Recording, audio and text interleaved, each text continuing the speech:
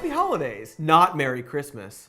And here's some news. When he ran for president 100 years ago, back in 2016, partially deflated parade balloon Donald Trump made the war on Christmas a frequent talking point of his rallies.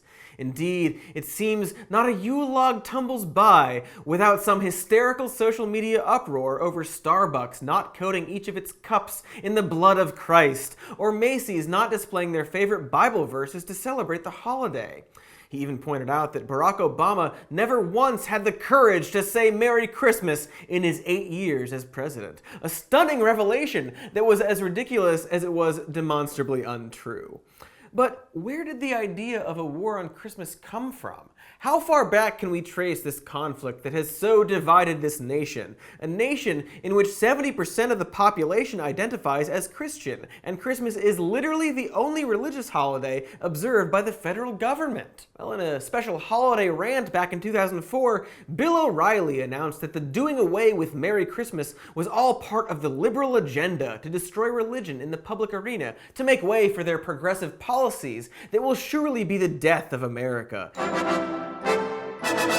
In 2005, Fox News radio host John Gibson alleged liberal antagonism towards Christmas in a book entitled The War on Christmas: How the Liberal Plot to Ban the Sacred Christian Holiday is Worse Than You Think.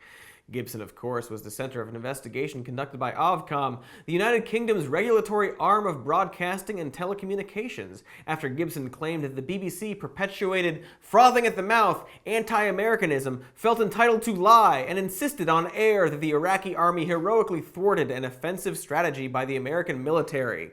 When asked to present their evidence, Fox News provided a Google search result of the words BBC anti-American, which even the less seasoned legal scholars among you recognize as meaning absolutely fucking nothing.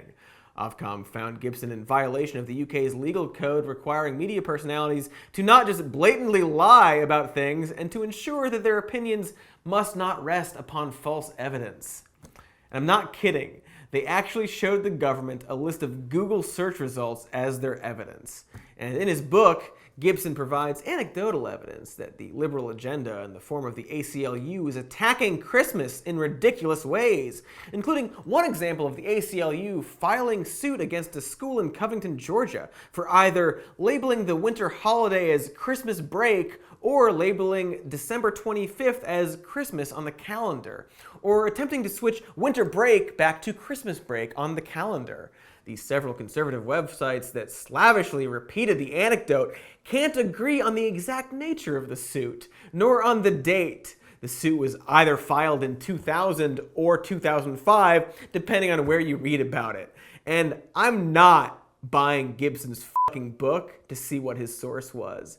He apparently also cited an incident in which the ACLU sued a school district for including a nativity scene in their Christmas pageant, which, according to the Heritage Foundation, was totally acceptable because it included references to Hanukkah and Kwanzaa. But again, I'm not reading that goddamn book, even though I could get a copy at a bargain price on Amazon with a fucking 2.5-star review. Do you know how shitty your book has to be to get 2.5 stars on Amazon, John Gibson? You can't leave a review unless you buy the book. So these are people who actually wanted to read about the war on Christmas, John Gibson, you subjectively terrible writer. Now, you might have noticed that one of those howling mouth holes that vomited Gibson's Georgia calendar anecdote back up was Bill O'Reilly. Bill O'Reilly loves talking about the war on Christmas, and he spent the next 7 years ranting about it, despite claiming to have won it both in 2006 and in 2016. During that time, Fox News aired a slobbering segment hooting about the Obama's final Christmas card in office, pointing out that they never once said the word Christmas in all 8 years of holiday cards at the White House, which, if you're referring to the literal card, is technically true. Scandal! But also... Merry Christmas, everybody. Merry Christmas, everybody! Merry Christmas, everybody. Merry Christmas! Merry Christmas. Merry Christmas. O'Reilly heroically diving in front of the politically correct bullets to shield Christmas like Clint Eastwood in the Line of Fire, a reference I don't get, was enough to convince several major retailers to abandon the phrase Happy Holidays in favor of Merry Christmas the following year. But Rich, loudmouth bigots have been using their wealth-conjured platforms to spew incendiary rhetoric about a perceived revolt against Christmas, an historically minor religious holiday given disproportionate significance thanks to a few centuries of shameless capitalism, for at least 100 years now. As detailed by Snopes, the perpetual thorn in the side of the free exchange of ideas, one of the first big mouthpieces loudly decrying the death of Jesus' birthday was Henry Ford, the honorary Nazi who built a bunch of shitty cars that eventually destroyed the American middle class. Ford claimed that Jewish business owners were profiting off of Christmas by including holiday-themed merchandise and displays in their stores, while simultaneously working to destroy the holiday's religious significance, which is a thing that Christians haven't had any trouble doing on their own for the past forever. In a series of rampagingly anti-Semitic pamphlets eventually collected in a book titled The International Jew, The World's Foremost Problem, Ford also claimed that American Jews were involved in a secret conspiracy to abolish public Christmas celebrations of any kind, a claim which, much like President Trump's assertion that Barack Obama never said Merry Christmas while in office, was not based on one single fact. Snopes explains that the likely source of Ford's ire, apart from his all-consuming anti-Semitism, was that the reading of Bible passages in public schools had recently begun to be challenged by the Jewish community as the constitutional violations that they were and continue to be.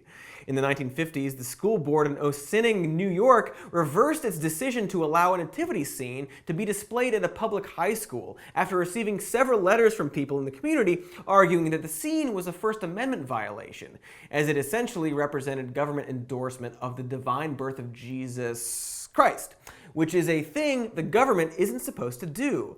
And the baby boomer primordial soup that was post-war America lost its goddamn mind.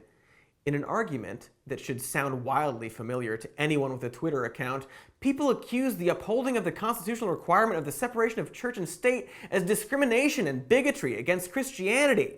The cartoonishly right-wing John Birch Society, the Eisenhower-era equivalent of InfoWars, chimed in with the pamphlet entitled There Goes Christmas, in which they claimed that communists were planning on destroying religion in America by replacing department store Christmas decorations with ornaments bearing the flag of the United Nations, an organization they firmly believed was the avatar of the Red Scourge of globalism. There goes Christmas.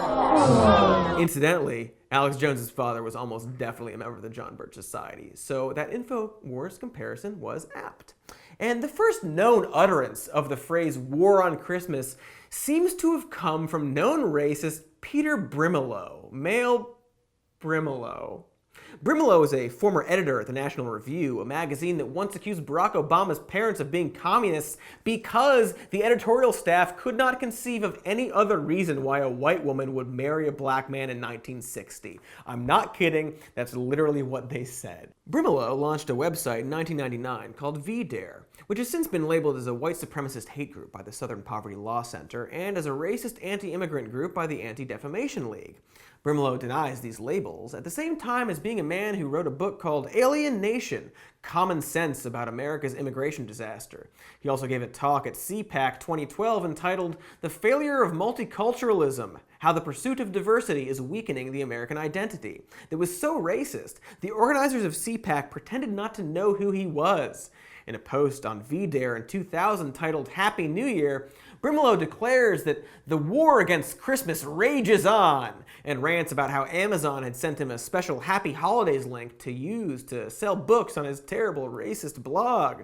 That Happy Holidays shit didn't sit too well with thoroughly established ethnic hate bazooka Peter Brimelow, so he fired back, asking if they had any links that said Merry Christmas, to which some eager to be helpful Amazon customer service rep, remember this is Amazon 2000, so they still just sell books, regretfully says no, they don't, but that they might in the future.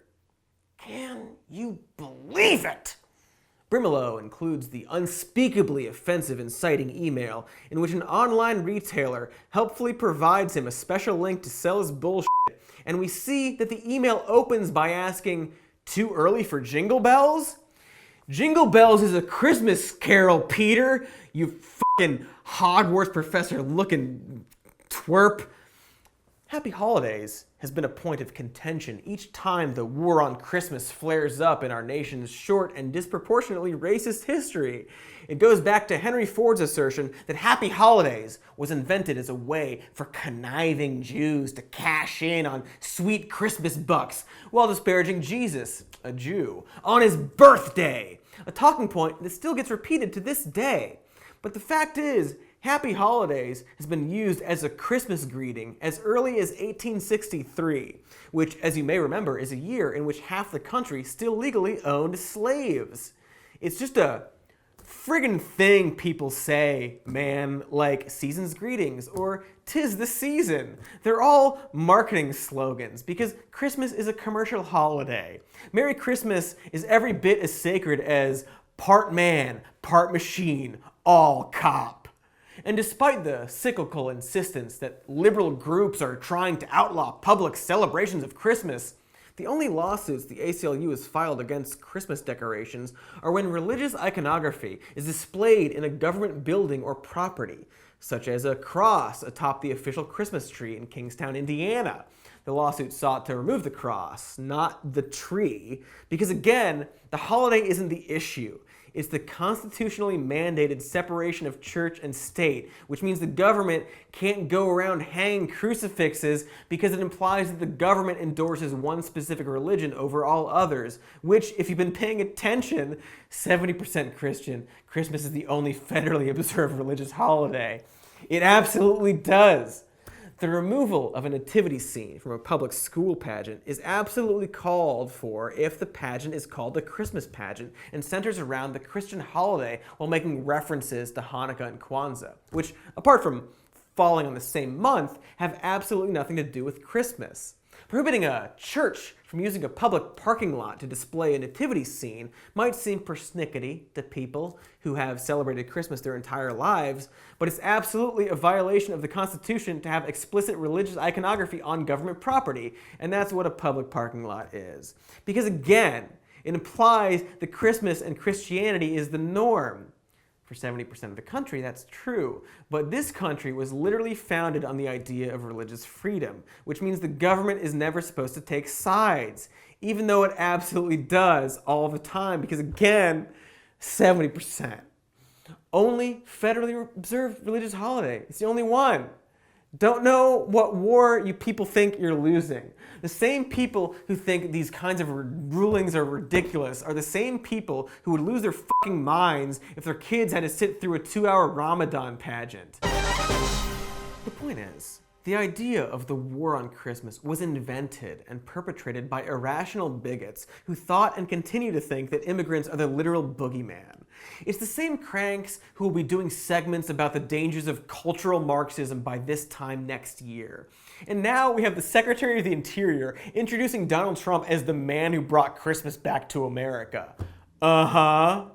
These people perpetuate the war on Christmas so frequently and so forcefully that a study by Fairleigh Dickinson University found that watching Fox News, the public address system of irrational bigots and very scared people, increased a person's likelihood to believe in the war on Christmas by as much as 10%. So, to Henry Ford and John Gibson and Bill O'Reilly and Peter Brimelow, from everyone here at Cody's Shody, adventure has a name, and that name is Indiana Jones. Merry